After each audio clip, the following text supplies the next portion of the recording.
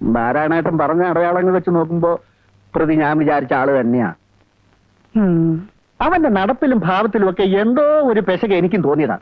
കഴിഞ്ഞ ആഴ്ചയെ ഓടി വന്ന് 50 രൂപ ബലമായിട്ട് എന്റെ കയ്യിലോട്ട് തിരികെ വെച്ച് വന്ന്. നാരായണോ, ഗോപിയെ പറ്റി നീ പറഞ്ഞൊക്കെ നേരാണോ? പിന്നെ നോണ പറഞ്ഞ് നിങ്ങളെ വിശ്വസിക്കേണ്ട വല്ല ആവശ്യം എനിക്കുണ്ടോ മേന്നെ? ആദ്യമൊക്കെ ചെറിയ ലക്ഷണം ഉണ്ടായിരുന്നുള്ളൂ, ഇപ്പൊ ദേഹോദരം തുടങ്ങിയിരിക്കണത്രേ. ഗോവിന്ദൻ നായർ തല്ലാൻ ചെന്നോ എന്തൊക്കെയോ പറയണ കേട്ടു. മനുഷ്യന്മാരുടെ സ്ഥിതി. ഗോപിക്ക് കൊടുത്ത മുതലും പലിശയൊക്കെ പോയി തന്നെ അല്ലേ മേന്നെ? കാശ് കിട്ടിയില്ലെങ്കിലും വേണ്ടിയില്ല, അവൻ വല്ല ദേഹോദരം ഏൽപ്പിക്കുന്ന ആൾപ്പെടേണ്ട പേടി. അതുറപ്പാ. അയ്യോ, എന്റെ കാര്യത്തിനൊരു കുഴപ്പമില്ല. നാരായണേട്ടാ, എന്താ മുഖത്തൊരു വല്ലായ്മ? ഒന്നുമില്ല. മനസ്സിലായി. ഈ കടയൊന്ന് ഉഷാറാക്കണമെന്ന് പറഞ്ഞ് നാരായണേട്ടൻ പല പ്രാവശ്യം എന്റെ അടുത്ത് രൂപ കടം ചോദിച്ചിട്ടുണ്ടല്ലേ? ഞാൻ തന്നിട്ടില്ല. എന്നാ വിഷമിക്കണ്ട, ചോദിക്കാതെ തന്നെ ഞാൻ നാരായണേട്ടന് കുറച്ച് രൂപ തരാൻ പോവുക. എനിക്ക് കുറച്ച് ദിവസത്തെ സാവകാശം തരണം. അയ്യോ വേണ്ട ഗോപി, എനിക്ക് പണത്തിന്റെ ആവശ്യമില്ല. എന്നൊന്നും പറഞ്ഞാൽ പറ്റില്ല, ഞാൻ രൂപ തരും. ഗോപിക്ക് എന്തെങ്കിലും കുടിക്കാൻ എനിക്ക് പാല് തന്നെ ആയിക്കോട്ടെ. അയ്യോ, പണിക്കരേട്ടനോ? ഞാൻ ഈ വടയുടെ വില നിലവാരമൊക്കെ നോക്കുവായിരുന്നു. പിന്നെ പറഞ്ഞൊന്നും ഞാൻ മറന്നിട്ടില്ല. പട്ടണം, ഹൃദയം. ഇത് വെച്ചോ.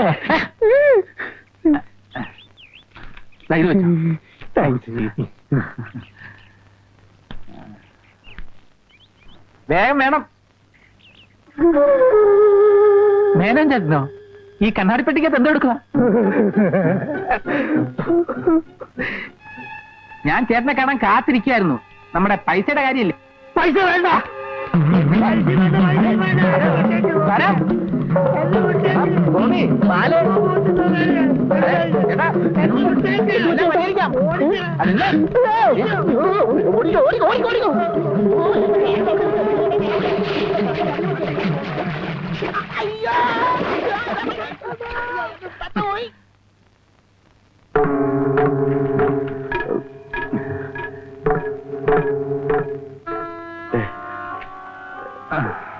ഗോപി 2 ആഴ്ചത്തെ ലീവെന്ന് പറഞ്ഞ് പോയിട്ട് പിന്നെ കണ്ടേയില്ല. കുറച്ച് തിരക്കിലായിപ്പോയി അവസരപ്പച്ച. പിന്നെ ഈ ജോലി അങ്ങ് വിടാനുള്ള തീരുമാനത്തിലാ ഞാൻ.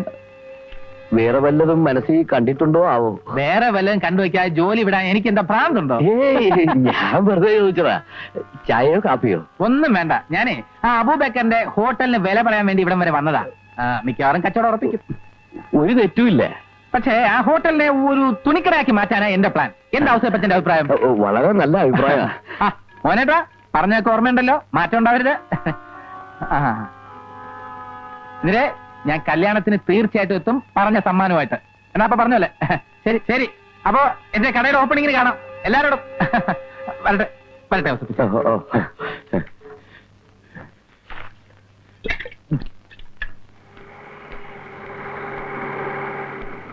ഗോപി, ഗോപി, അവിടെ നിന്നേ.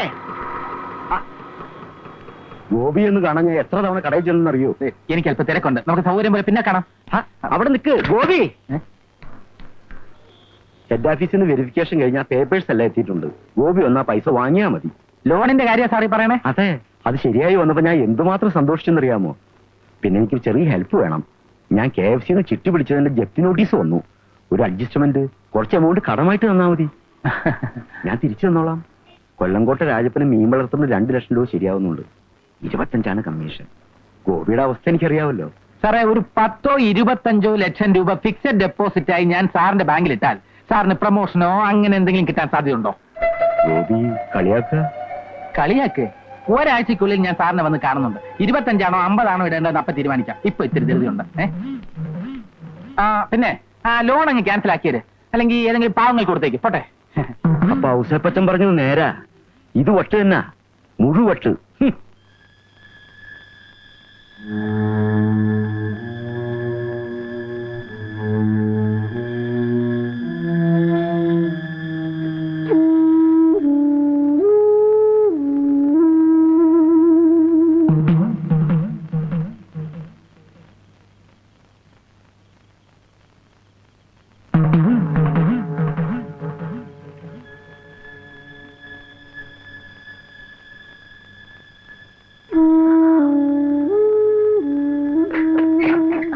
കുറച്ച് നേരമായി ഞാൻ കാണുന്നുണ്ട് നിങ്ങളുടെ ഈ കളികള്. അവിടുന്ന് ഇവിടുന്നൊക്കെ എത്തി നോക്കാൻ വേണ്ടി മാത്രം ഇവിടെ ഇപ്പൊ എന്താ ഉണ്ടായത്? ഞങ്ങള് വെറുതെ മനുഷ്യനെ സ്വൈരായിട്ടൊന്ന് ഉറങ്ങാൻ കൂടി സമ്മതിക്കില്ല ചില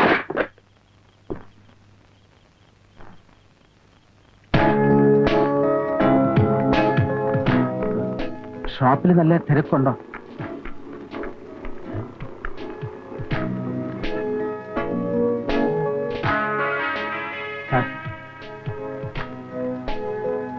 ഒരു കാര്യം സംസാരിക്കാനുണ്ടായിരുന്നു. സംസാരിക്കാം.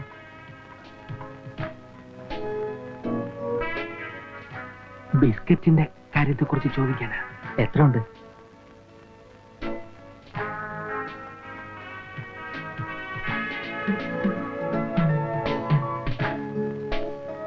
എത്ര ഉണ്ട്? കയ്യിൽ തന്നെ ഉണ്ടല്ലോ അല്ലേ? അല്പം വെയിറ്റ് ചെയ്യും.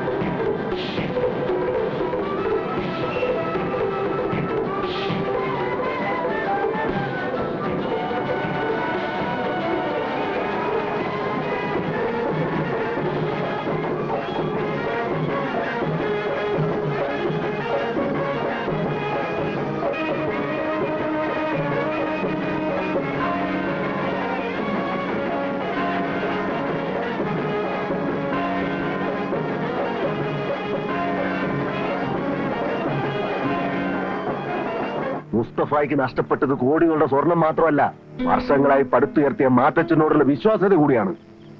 തീ കൊണ്ടുള്ള കളിയല്ലേ കയ്യാറെ. കിട്ടിയ സാധനം കൈപ്പറ്റിയില്ല എന്ന് പറഞ്ഞിട്ടില്ല, ഇനിയോട്ട് പറയില്ല. പക്ഷേ അവർക്ക് മറിച്ചും ചിന്തിക്കാമല്ലോ. കൈപ്പറ്റി കഴിഞ്ഞിട്ടും കിട്ടിയില്ലെന്ന് കൈമലർത്തിയ മിടുക്കന്മാരുടെ പറ്റിക്കൊക്കെ മുസ്തഫയ്ക്കും അറിയാം. പക്ഷേ പിന്നീട് അവർക്ക് കളവ് പറയാനൊരു അവസരം മുസ്തഫ ഉണ്ടാക്കി കൊടുത്തിട്ടില്ല. കാഞ്ഞങ്ങാട്ട് അക്ബറിന്റെ കൊലപാതകം അങ്ങനെയായിരുന്നു. ബോംബെയിൽ ഞാൻ ഇങ്ങോട്ട് വന്നത് എന്നെ ഗുണദോഷിക്കാനാണോ? മാത്തേച്ചൻ ഇങ്ങനെ ചൂടാവാൻ വേണ്ടി പറഞ്ഞല്ല, കാര്യത്തിന്റെ ഗൗരവമൊക്കെ എനിക്കും അറിയാവണോ. താ മുസ്തഫയോട് പറ ഉടനെ വന്ന് കാണുന്നുണ്ടെന്ന്. എന്തായി കുഞ്ഞെ? ഇൻഫർമേഷൻ ശരിയാണ് സർ. ടൗണിൽ ഒരു ചെറുപ്പക്കാരൻ സ്വർണം വിൽക്കാൻ വേണ്ടിയുള്ള ശ്രമത്തിലാണ്. കുഞ്ഞയാളെ കണ്ടോ? സർ, സ്വർണ്ണക്കടയിൽ നിന്ന് ഇറങ്ങി ഓടിയപ്പോഴാണ് ഞാൻ അയാളെ ഫോളോ ചെയ്തത്. പക്ഷേ ഒരു പള്ളിപ്പെരുന്നാളിന്റെ പ്രദക്ഷിണത്തോട് ചേർന്ന് അയാൾ മുങ്ങി. അതുകൊണ്ട് അന്വേഷണം നിർത്തി സാറിങ്ങി പോകുന്നു അല്ലേ? 24 മണിക്കൂർ സമയം ഞാൻ കുഞ്ഞിന് തരുന്നു. അതിനുള്ളിൽ അവനിവിടെ എത്തിയിരിക്കണം. മറക്കണ്ട. ഗോപിയേട്ടൻ ജോലിക്ക് പോയിട്ട് ദിവസം എത്രയെന്നറിയോ? മായെടുത്ത് പറഞ്ഞാലെങ്കിലും അനുസരിക്കുന്ന കരുതിയ അമ്മൻ ഇങ്ങോട്ട് അയച്ചത്. വീടും ജോലിയും മാത്രമേ നടന്ന ഗോപിയേട്ടനാ ഇപ്പൊ രാത്രി എത്തുന്നത് തന്നെ വളരെ വൈകിയ. ബാക്കിയുള്ളവരെങ്ങനെ കഴിയുന്നത് പോലും ഈട് അന്വേഷിക്കാറില്ല. എല്ലാരും പറയുന്നത് എന്തോ പറ്റിയിട്ടുണ്ടെന്നാ, പക്ഷെ അത് വിശ്വസിക്കാൻ പറ്റണില്ല. എന്തൊക്കെ കണക്കൂട്ടലുകളുണ്ട് മനസ്സിലെന്നാ എനിക്ക് തോന്നിയത്. അത് നടത്താൻ വേണ്ടിയുള്ള ശ്രമത്തിലായിരിക്കും. ഇന്ദു ചേച്ചിയെങ്കിലും വീട്ടിലെ അടുക്കളയിൽ രക്ഷപ്പെടുള്ളൂ ഓർത്ത് ഞാൻ സന്തോഷിച്ച. അതിനും സമ്മതിക്കില്ല ഗോപിയേട്ടൻ. വിജയന് ജോലിയൊന്നും ഇല്ലാത്തോണ്ടായിരിക്കും അത്. അനിയത്തിയെ നല്ലൊരാളെ ഏൽപ്പിക്കാനുള്ള ആഗ്രഹമാവും ഗോപിയേട്ടന്. മായെടുത്ത് അതുവഴി ഒന്ന് ഇറങ്ങോ? ഇറങ്ങാം. ഇത് അമ്മയെ ഏൽപ്പിച്ചാ മതി. വേണ്ട മായെടുത്ത്.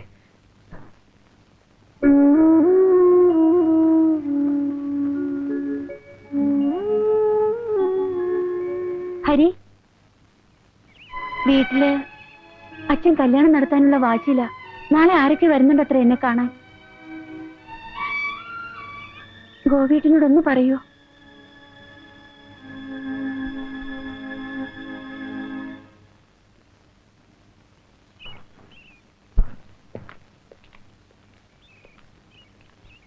നമസ്കാരം. നമസ്കാരം. നമസ്കാരം. വീട് കണ്ടുപിടിക്കാൻ വിഷമിച്ചോ? അയ്യപ്പൻ റോഡിൽ നിപ്പുണ്ടായിരുന്നു. വൃശ്ചിക മാസമായിട്ടും ചൂടിന് ഒരു കുറവുമില്ല. ഗോവിന്ദൻ നായർ തന്ന ജാതകക്കുറിപ്പ് ബഹുകേമാത്രേ. 8-7 പൊരുത്തം. അതങ്ങനെ വരൂ. ഞാൻ പൊതുവാളിനെ കൊണ്ട് നോക്കിച്ചതാ. ജാതകവശാൽ വിവാഹത്തിന് ശേഷം ഭർത്താവ് ഉന്നതിയിലെത്തുന്നു പറഞ്ഞു പൊതുവാള്. ഏത് സ്കൂളിലെ പഠിപ്പിക്കുന്നതെന്ന് പറഞ്ഞേ? അതൊക്കെ അങ്ങോട്ട് നേരിട്ട് ചോദിക്കാലോ. മോളെ മായേ ഒന്നിങ്ങോട്ട് വരിക. ആരാ വരണേ? അകന്നൊരു ബന്ധുവാ. പറഞ്ഞിട്ടെന്താ? ബുദ്ധിസ്ഥിരതയില്ല, മൂസന്റെ ചികിത്സയിലാ. ഗോപി അപ്പുറത്തേക്ക് ചെല്ലേ. തൽക്കാലം ഒന്നും വേണ്ട. അമ്മാവൻ എന്തിനുള്ള പുറപ്പാടാണെന്ന് എനിക്ക് അറിയണം. അതാ എനിക്കും അറിയണ്ട. എന്താ നിന്റെ ഭാവം? സൂത്രത്തിൽ എന്നെ തോൽപ്പിച്ച് കളയാനാണ് ഉദ്ദേശമെങ്കിലേ അത് നടപ്പില്ല. ഞങ്ങളുടെ വിവാഹക്കാരി ഈ തറവാട്ടിൽ വെച്ച് നമ്മൾ തീരുമാനിച്ചല്ലേ. ആരാ ഈ നമ്മള്? അറിയില്ല അല്ലേ? മരിക്കുന്നതിന് മുമ്പ് മായയുടെ അമ്മ ഈ കാര്യം മാത്രമല്ലേ നിങ്ങളോട് ആവശ്യപ്പെട്ടിട്ടുള്ളൂ. ഞാനത് നിറവേറ്റും. മായ ഈ വീട്ടിൽ നിന്ന് ഇറങ്ങി പോകുന്നെങ്കിൽ അത് പാണാട്ട ഗോപിനാഥന്റെ കൂടെ ആയിരിക്കും. മനസ്സിലായല്ലോ? നിങ്ങൾ അവിടെ ഇരിക്കെ. എടാ ഭ്രാന്താണെങ്കിൽ ആശുപത്രി പോയി കിടക്കണം. ഭ്രാന്ത് എനിക്കല്ല, നിങ്ങൾക്കാ. മായയുടെ അച്ഛനായി പോയി. ഇല്ലെങ്കിൽ കാണിച്ചു തരായിരുന്നു. കാണിക്കൂ.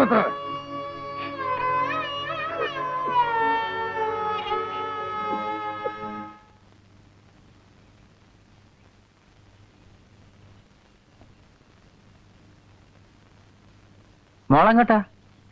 ഇന്ദു ചേച്ചിനെ കാണാൻ. എന്താ കാര്യം? ഒന്നുമില്ല, വെറുതെ കാണാനാ. കയ്യിലെന്താ? ഒന്നുമില്ല. കയ്യിലെന്താണെന്ന് അതിങ്ങ് തരൂ. ഞാൻ തരില്ല. ഇന്ദു ചേച്ചിയുടെ കയ്യിലേക്ക് കൊടുക്കാവോ? തരാനാ പറഞ്ഞത്.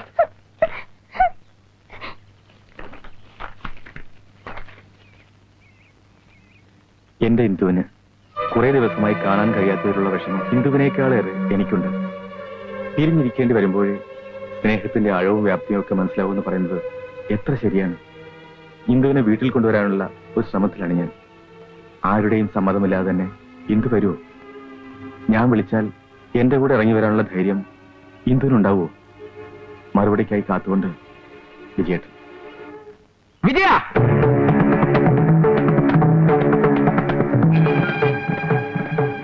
ഗോപിയേട്ട. ഗോപിയേട്ടനോ? ആരാണോ നിന്റെ ഗോപിയേട്ടൻ? ഇരുന്ന് സംസാരിക്കാം, വെറുതെ ബഹളം ഉണ്ടാക്കരുത്. ബഹളം ഉണ്ടാക്കാൻ തന്നെയാ വന്നിരിക്കുന്നത്. ഈ കല്യാണം നടത്താൻ സമ്മതിക്കില്ലെന്ന് ഞാൻ നേരത്തെ പറഞ്ഞിട്ടുള്ളതല്ലേ. പിന്നെ എന്താണ് ഇതിന്റെ അർത്ഥം? ഇന്ദുവിന്റെ സമ്മതം ചോദിച്ചോ നിങ്ങൾ? അവളുടെ രക്ഷകർത്തൃത്വം നീ ഏറ്റെടുക്കണ്ട. നീ വിളിച്ചെടുത്ത് ഇറങ്ങി വരാൻ അവളൊരു അനാഥ പെണ്ണുമല്ല. ഇന്ദുവിന്റെ കാര്യത്തിൽ എന്താ ചെയ്യണമെന്ന് ഞാൻ തീരുമാനിച്ചിട്ടുണ്ട്. അത് സമയമാകുമ്പോൾ നടത്തി കാണിച്ചു തരാം. എന്താണ് നീ ചെയ്യാൻ പോകുന്നത്? പറയൂ, പറയൂ. അതറിഞ്ഞിട്ട് ബാക്കി എന്താണ് നിനക്ക് ചെയ്യാൻ പോകുന്നത്? എനിക്ക്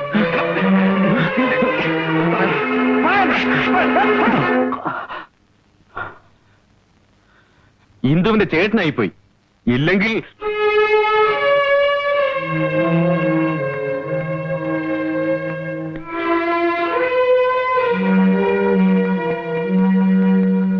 ഞാൻ ഏതായാലും അപ്പുണ്ണിക്ക് കത്ത് എഴുതിയിട്ടുണ്ട്. എത്തിയാൽ ഉടനെ ഒരു സുദർശന ഹോമം, പിന്നെ ദേവിക്കൊരു തിറയാട്ട്. ഹോമോ തെറേ. അസുഖം വന്ന ഡോക്ടറെ കാണണം. ചികിത്സിച്ച് മാറ്റുന്ന രോഗം തന്നെ അത്. അതിപ്പോ ഹരി, ഇത് സാധാരണ പോലൊരു അസുഖമല്ലല്ലോ. അതന്നെയാ പറഞ്ഞത്. അതിന് സ്പെഷ്യലൈസ് ചെയ്ത ഡോക്ടറെ കാണണം. അവനെ കൊണ്ടുപോയി ഭ്രാന്തന്മാരുടെ ഡോക്ടറെ കാണിക്കണമെന്നാണോ നീ പറയണേ?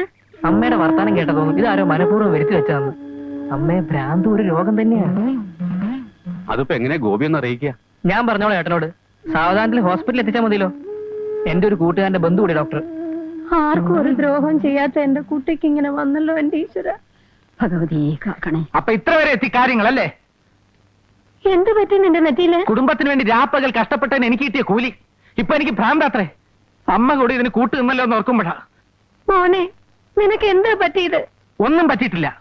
എന്റെ മനസ്സിൽ ചില കണക്കൂട്ടലുകളൊക്കെ ഉണ്ട്. അതിപ്പോ നിങ്ങളോട് പറയാൻ പറ്റുന്ന മാനസികാവസ്ഥയിലല്ല ഞാൻ. എല്ലാവരും നിന്നെ കുറിച്ച് എന്തൊക്കെയാ പറയുന്നുണ്ട്. അത് നിങ്ങളുടെയൊക്കെ നാവിൽ നിന്ന് പുറപ്പെട്ട വർത്തമാനങ്ങൾ തന്നെയാ.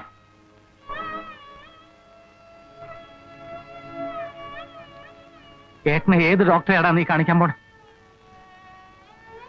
അതിനു മുമ്പ് ഇവിടെ മറ്റു ചില കാര്യങ്ങൾ എനിക്ക് തീരുമാനിക്കാനുണ്ട്. എന്താ നിന്റെ ഭാവം? നേരം നോക്കി ആഹാരം ഉണ്ടാക്കുന്ന കുടുംബത്തിൽ നിന്ന് കല്യാണം വേണ്ടെന്ന് പറഞ്ഞാണോ ഏട്ടൻ ചെയ്ത് തെറ്റ്? ഇപ്പൊ അതൊന്നും ആലോചിക്കണ്ട. അതിനൊക്കെ സമയമുണ്ടല്ലോ. ഇല്ല, പെൺകുട്ടികൾ ഏത് വഴിക്കാ പോണെന്ന് അമ്മയെങ്കിലും ഒന്ന് ശ്രദ്ധിച്ചോ. അവൾ ഒളിച്ചോടാൻ പോവത്രേ. ഞാൻ അവൾക്ക് കാര്യമല്ല. എങ്കിൽ പിന്നെ അതൊന്നും കാണുമല്ലോ. എന്താ ഗോപി ഇത്? ഈ ഉമ്മറത്ത് പുറത്തോട്ട് ഇറങ്ങിയാൽ അറിയാം കാര്യങ്ങൾ. വീട്ടുകാരെ സമ്മതിച്ചില്ലാച്ച ഒളിച്ചോട്ടം. എവിടെ പോയി ഒളിച്ചോളി നീ? ആശയ മോഹം തീരുമ്പോ തിരിച്ചിങ്ങോട്ട് വന്നൊന്ന് കറങ്ങി തീർത്താൽ മതിയല്ലോ അല്ലേ? ഇന്ദു,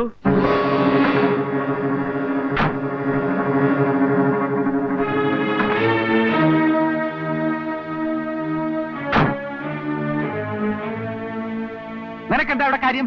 ഗോപി ഇവിടെ വന്നതും വഴക്കുണ്ടായതും ഒക്കെ അറിഞ്ഞു. ഇതിനൊരു തീരുമാനം ഉണ്ടാക്കാൻ തന്നെയാ ഞാൻ കൂടെ വന്നത്. എന്ത് തീരുമാനം? മകന്റെ പോക്കിത്തരങ്ങൾക്കെല്ലാം നിങ്ങളും കൂട്ടുവെക്ക.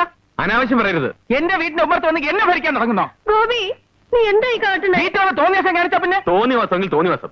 ഇന്ദു, എന്റെ അമ്മയുടെ മുമ്പിൽ വെച്ചാണ് നിന്നെ വിളിക്കുന്നത്. എന്നെ വിശ്വാസമെങ്കിൽ നിനക്കിറങ്ങി വരാം.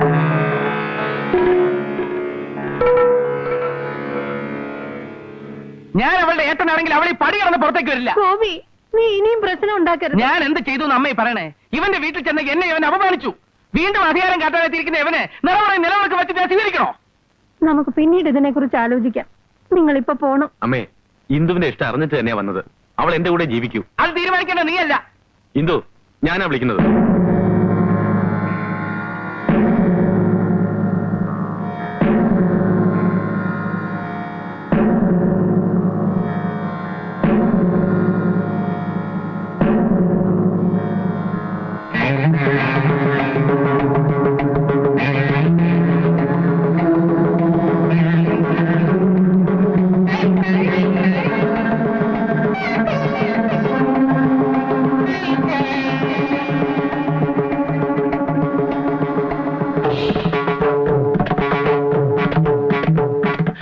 ഇത്രയും കാലം പോറ്റി വളർത്തി എന്നെക്കാൾ വിശ്വാസം നിനക്ക് തെണ്ടിയല്ലേ?